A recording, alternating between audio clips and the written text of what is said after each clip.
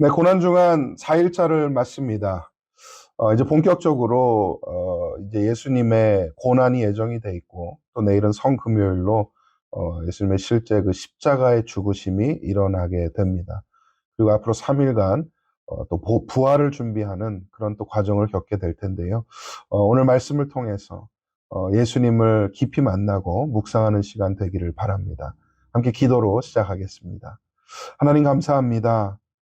오늘 주님 앞에 서며 말씀 가운데 주님과 깊은 교제와 은혜를 누리기를 소망합니다. 최후의 만찬의 사건을 보면서 우리를 향하신 주님의 사랑이 어떠하셨는지 깨닫는 은혜가 있게 하여 주시고, 예수님의 고난을 감히 상상할 수 없으나 마음으로 참여하며 하나님 같이 이 과정을 겪어나가기를 소망합니다.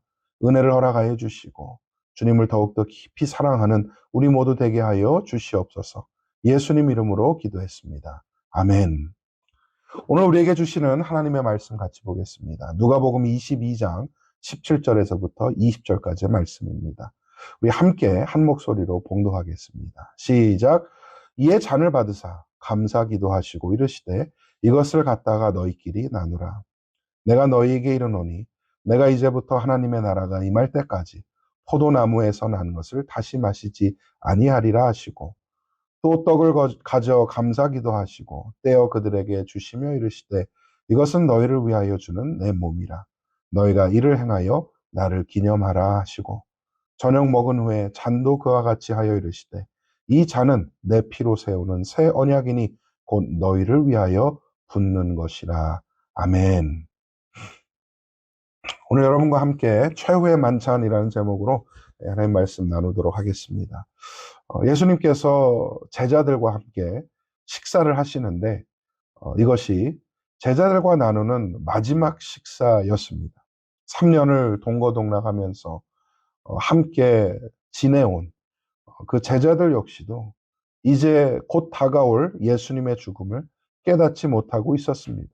어쩌면 이들은 오늘도 그저 평범한 하루 여건이라고 웃고 떠들며 이 식사에 임했는지도 모르겠습니다.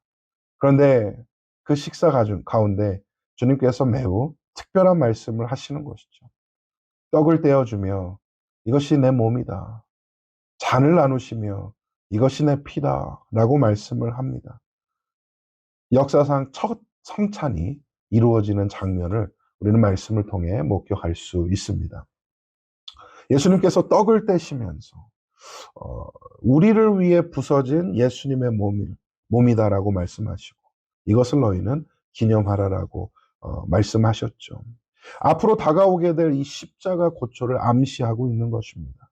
온갖 매질과 모욕을 당하고 온몸이 피투성이로 되신 주님, 머리에는 가시면류관을 쓰시고 손과 발에는 못자국이 나고 옆구리에는 창자국이 나시고, 결국 십자가에서 그 육체가 부서져 죽음에 이르시는 그 앞으로의 고난을 예수님께서는 미리 아시고 제자들을 향하여 예수님을 통해 우리를 향한 하나님의 사랑이 이러한 것이다라고 보여주고 있습니다.